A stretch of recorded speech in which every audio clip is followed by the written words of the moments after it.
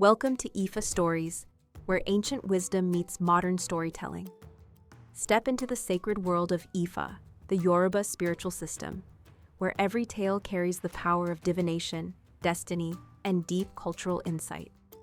Join us as we unravel the mysteries of the Orishas, the divine forces guiding our paths, Orunmila, the Moles, and many more. Each story is a bridge between the past and the present, weaving timeless lessons that inspire, enlighten, and transform. Embrace the wisdom, honor the tradition, and journey with us into the heart of Ifa. Subscribe now and let the stories guide you. To explore full Yoruba stories, Ifa teachings, and ancestral wisdom, visit our website, www.ifastories.com. Step into the sacred path for more resources and information. How Ògbè-Òsá ended the female rebellion in Ife. Before Ògbè-Òsá returned, the women of Ife had rebelled against the men and the king. They barricaded themselves inside the town of Ilú-Òmùò, or Ilú-Òmùò. It was Yèyé-Òmùò who led the women into rebellion. She was a witch. The king of Ife called an assembly of chiefs to deliberate on the situation. The men decided to send a portion of the armed forces to end the women's uprising.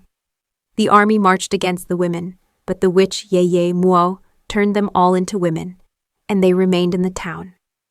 All the women, confessed witches and exiles, decided, in revenge for their treatment, to use their esoteric powers to eliminate the men of Ife.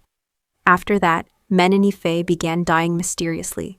The king summoned the Awas of the kingdom and tasked them with resolving the calamity.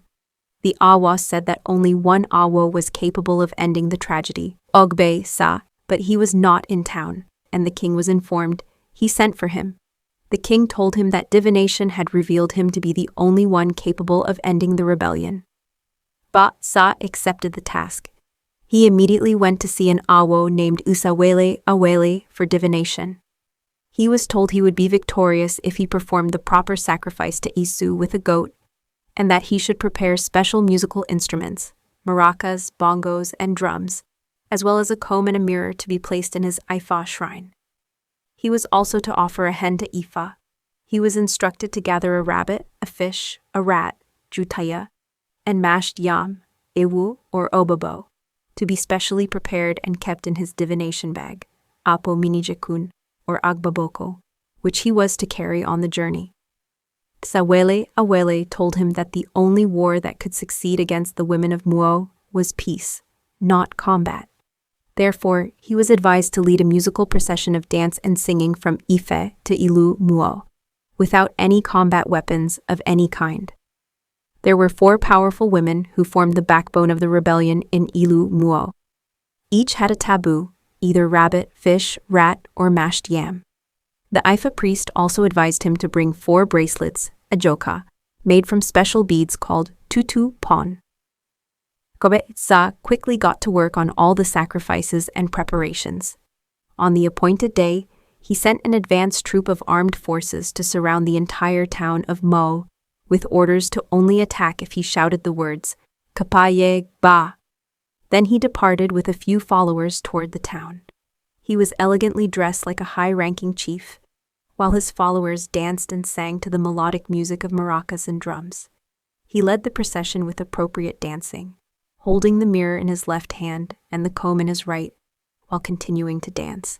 He left no doubt that he had not come to fight, but to dance for peace, as he was not dressed for war, but like a traditional chief. As he danced, he used the mirror as a mesmeric crystal to watch the movements of the women.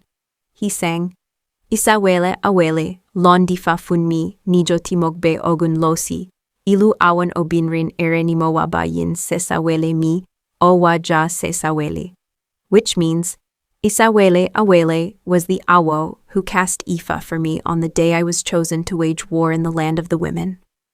I am not a warrior, but a pacifist.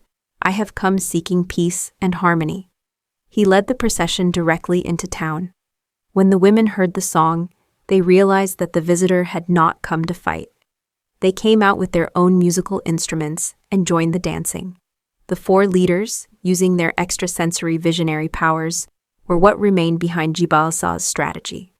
Each stood at a cardinal point of the town and watched Ògbè-Òsá, who watched them through the mirror. As soon as he spotted them, he threw the rabbit at Yèyé-Òmùò, the leader, the rat at the second woman, the fish at the next, and the mashed yam at the fourth, while continuing to dance. Through the mirror, he had identified the strong women by their rank and knew exactly what forbidden item to give each. Once the women saw the taboo item, they were neutralized. They realized that the spiritual foundation of the women's power in Òmùò had been broken. Ògbè-Òsá then gave the signal, "Kapayag ba," and the soldiers emerged. The women told him that they knew he had come to collect them and take them back to Ife, but they wondered whether he would mock them by calling them witches on the way back. At that moment, he took out the tutu pawn bracelets, fastened them, and tied them to the wrists of the 4 strong women, turning them into his wives instantly. That is why all the wives of anyone for whom Ògbè-Òsá manifests in Ugbodu are destined to be witches if he performs the proper sacrifices. Na, Ifa, or Idiha. They will also use their witchcraft if he receives Ifa and clears obstacles with early life sacrifices. Once the wedding ceremony was complete, the women signaled the others to accompany the troops back to Ife.